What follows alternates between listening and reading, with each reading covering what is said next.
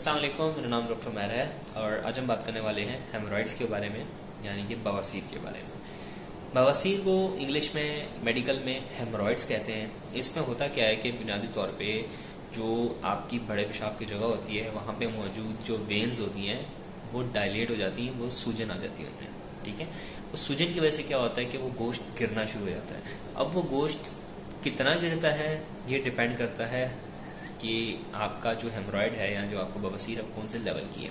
Grade 1, 2, 3 and 4 तक होता है। ठीक है, तो इसमें ये होता है कि आपके जो भी यूँ समझें कि मामलात हैं इसके अंदर बड़ी एक अहमियत की हामिल होते हैं कि आपको ग्रेड कौन सा है। ठीक है, आपके मसाइल आपकी ग्रेड के हिसाब से होते हैं।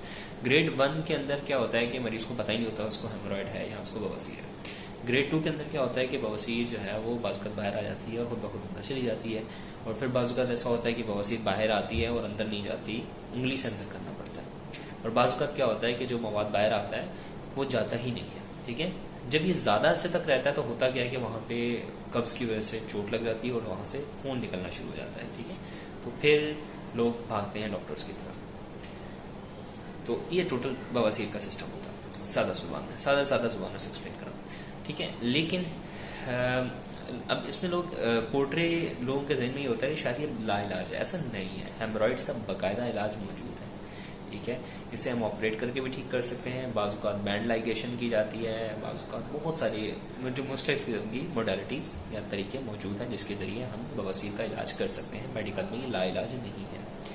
सही है, तो अगर कोई ये समझता है कि यार बवासीर लाइलाज है तो ये बात नहीं है। ठीक है, आप किसी भी अच्छे सर्जन से रब्ता करें। ठीक है, जनरल सर्जरी के, ही विल इंशाल्लाह ट्रीट यू और आप बेहतर हो जाएंगे।